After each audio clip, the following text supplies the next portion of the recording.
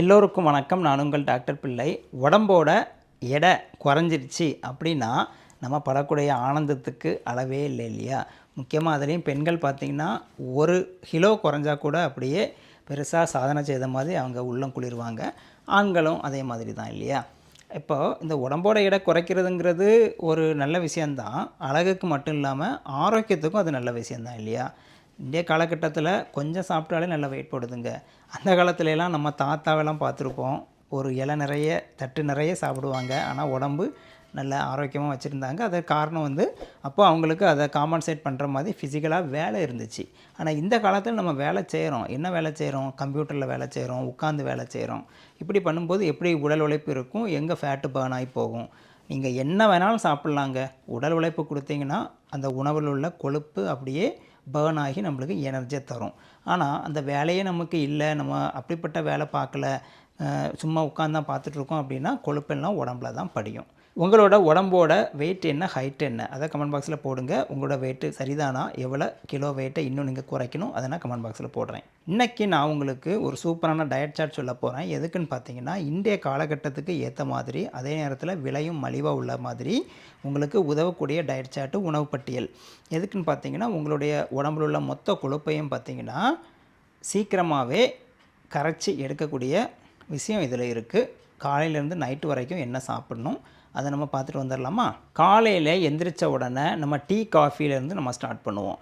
பொதுவாக tea coffee நம்ம குடிக்கிறோம். உங்களால் முடியும் அப்படின்னா டீ காஃபியை அவாய்ட் பண்ணிவிட்டு அதுக்கு பதிலாக பார்த்திங்கன்னா கொஞ்சம் சுடுதண்ணியில் லெமன், ஹனி அந்த மாதிரி போட்டு குடிங்க. இல்லைனா கொஞ்சம் கொத்தமல்லி, கொஞ்சம் வெந்தயம், கொஞ்சம் கரிஞ்சீரகம் இதெல்லாம் போட்டு காய்ச்சி அதை ஒரு பானமாக குடிங்க. இல்லைனா ஹெர்பல் டீ குடிங்க, இல்லைனா பிளாக் டீ குடிங்க, க்ரீன் டீ குடிங்க. ஆனால் சுகர் எதுவும் சேர்க்காமல் குடிங்க. ஆனால் இல்லை டாக்டர் எனக்கு இனிப்பு சேர்த்தா தான் கொஞ்சம் குடிக்க முடியும் அப்படின்னு நினச்சிங்கன்னா நாட்டு சக்கரை கூட நல்லதில்லை. பனங்கற்பட்டி, பனங்கற்கண்டு இந்த ரெண்டில் கொஞ்சமாக 1/2 ஸ்பூன் சேர்த்து லேசாக இனிப்பு தெரிகிற மாதிரி குடிங்க. அப்புறமா இதை முடிச்சுட்டு நம்ம பிரேக்ஃபாஸ்ட் போவோம் இல்லையா?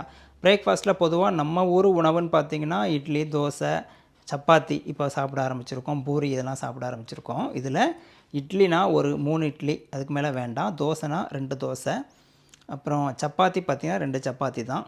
பூரிலாம் அவாய்ட் பண்ணிடுங்க. கொஞ்சம் ரவா உப்புமா 1 கப் அளவு நீங்கள் சாப்பிட்டுக்கலாம். அதுக்காக நான் சொன்ன எல்லாமே ஒரே நாள் கிடையாது. ஒரு நாள் தோசை, ஒரு நாள் இட்லி, ஒரு நாள் சப்பாத்தி, ஒரு நாள் ரவை, ஒரு நாள் உப்புமா அந்த மாதிரி. இப்படி நீங்கள் பிரேக்ஃபாஸ்ட்டை மாற்றி மாற்றி சாப்பிட்ருவாங்க. அளவை கொஞ்சம் குறைச்சிக்கோங்க. இப்படி நம்ம பிரேக்ஃபாஸ்ட்டு அளவு கம்மியாக சாப்பிடும்போது ஒரு 2 மணி நேரத்துலேயே பசிக்க ஆரம்பிக்கும். அப்போ ஒரு 11 மணிக்கு பொதுவாக சில பேர் என்ன பண்ணுவாங்கன்னா டீ, பஜ்ஜி அந்த மாதிரிலாம் சாப்பிடுவாங்க. அதை நீங்கள் அவாய்ட் பண்ணிவிட்டு அதுக்கு பதிலாக நல்ல ஹெல்த்தி ஸ்நாக்ஸ்ன்னு சொல்லக்கூடிய பாதாம், பிஸ்தா, வால்நட் இதில் ஏதாவது ஒன்று கொஞ்சமாக சாப்பிடுங்க. ஏதாவது ஒரு விதைகள், பூசணி விதையாக இருக்கட்டும், அதெல்லாம் உங்களுக்கு எது பிடிக்குதோ அதை நீங்கள் ஒரு ஹெல்த்தி ஸ்நாக்ஸாக நீங்கள் சாப்பிட்டுக்கலாம். இது ஒரு 11, 11:30க்கு முடிச்சிட்டிங்கன்னா டைரெக்டாக நம்ம லஞ்சுக்கு தான் போகணும். எப்போவுமே டைமுக்கு சாப்பிட்டா உடம்பு எடை போடாது. ஒரு லஞ்சு பார்த்திங்கன்னா 1லேருந்து 2 மணி வரை அந்த டைம் பீரியடுக்குள்ளே நீங்கள் சாப்பிட ஆரம்பிச்சிடணும்.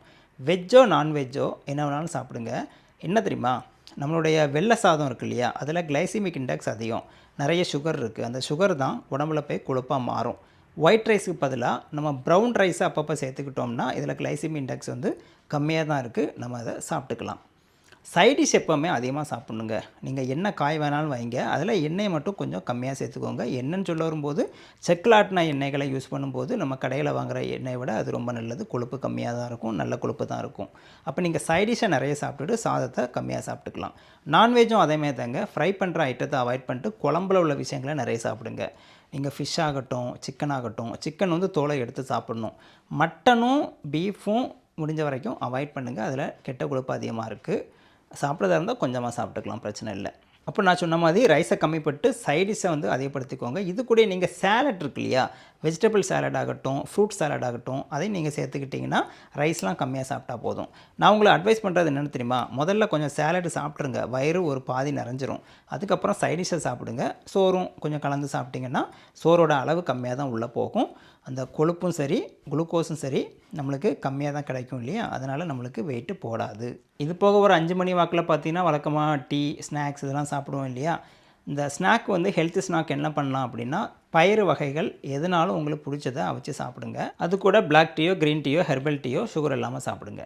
இல்லை டாக்டர் எனக்கு அது வேண்டாம்னு நினச்சிங்கன்னா சூப் கூட குடிக்கலாங்க. நான்வெஜ் சூப்போ வெஜ்ஜு சூப்போ நீங்கள் சாயங்காலம் குடிச்சிக்கலாம். திரும்ப நைட்டு இதுதாங்க முக்கியமான விஷயம். நைட்டு சாப்பாடை முடிஞ்ச வரைக்கும் சீக்கிரமே சாப்பிட்டு தூங்க பாருங்கள். ஏன்னு பார்த்தீங்கன்னா ஒரு 8-9 மணிக்குள்ளே நைட்டு சாப்பாடு முடிச்சே ஆகணும். நைட்டு சாப்பிட்ற சாப்பாட்டுக்கு அப்புறம் நம்ம வேலை செய்கிறதில்ல, தூங்க தான் போகிறோம். அப்போ கொழுப்பு இருந்தால் அது உடம்போடு போய் சேர்ந்துரும். அதனால தான் முடிஞ்ச வரைக்கும் கொழுப்பு இல்லாத உணவு, 0 கலரி உணவு ரொம்ப நல்லது நைட்டுக்கு. இதுக்கு நீங்கள் நிறைய ஆப்ஷன் தரேங்க. உங்களுக்கு பிடிச்சத சாப்பிடுங்க. சேலடு சாப்பிட்லாம். நான் சொன்ன மாதிரி ஃப்ரூட் ஆகட்டும், வெஜிடபிள் ஆகட்டும், உங்களுக்கு பிடிச்சத சாப்பிடுங்க. சூப் கூட வெஜ்ஜோ நான்வெஜ்ஜோ நீங்கள் சாப்பிட்டுக்கலாம். சப்பாத்தினா ஒரு 2 சப்பாத்தி, இட்லினா ஒரு 2 இட்லி, தோசைனா ஒரு தோசை போதும். அது கூட காம்பன்சேட் பண்ணுறதுக்கு நான் சொன்ன அந்த சேலடு. இது போக நான்வெஜ் உங்களுக்கு பிடிக்கும் அப்படின்னா முட்டையோட வெள்ளைக்கரு சாப்பிட்டுக்கலாம். சிக்கன் தோலை எடுத்துக்கிட்டு ஆயிலில் ஃப்ரை பண்ணாமல் குழம்பு வச்சோ இல்லைனா க்ரில் பண்ணியோ சாப்பிட்லாம். ஃபிஷ் கூட க்ரில் பண்ணி சாப்பிட்லாம். இந்த மாதிரி 0 கலோரி உணவுகள் நைட்டுக்கு நீங்கள் மாற்றி மாற்றி ப்ரிஃபர் பண்ணிங்கன்னா உங்களுக்கு வெயிட்டு போடாது. தண்ணி அப்பப்போ நிறைய குடிங்க. முடிஞ்ச வரைக்கும் கொஞ்சம் வாக்கிங், கொஞ்சம் ஃபிசிக்கல் ஆக்டிவிட்டி பண்ணால் இன்னும் கொஞ்சம் எஃபெக்ட் அதிகமாக இருக்கும்.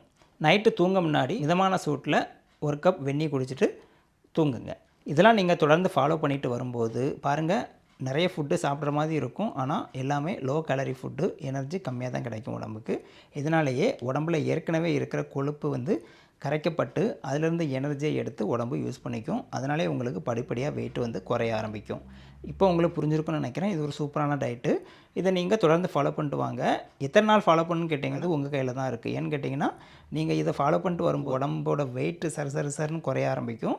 ஒரு லெவல் வந்தப்புறம் நீங்கள் இல்லை இவ்வளோ வெயிட்டு குறைஞ்சா போதும் அப்படின்னு நீங்களே கால்குலேட் பண்ணி நீங்கள் அதை ஸ்டாப் பண்ணிக்கலாம். இது உங்கள் கையில் தான் இருக்குது. இந்த டயட்டை ஒழுங்காக ஃபாலோ பண்ணிவிட்டு வந்தீங்கன்னா எஃபெக்ட்டும் சூப்பராக இருக்குங்க. இதை நிறைய பேர் ஃபாலோ பண்ணியிருக்காங்க. ஃப்ரெண்ட்ஸ் ஆகட்டும், பேஷண்ட்ஸ் ஆகட்டும், ஃபேமிலி மெம்பர்ஸே ஆகட்டும் ஃபாலோ பண்ணி பயனடைஞ்சிருக்காங்க. நீங்களும் ஃபாலோ பண்ணி பயனடைங்க.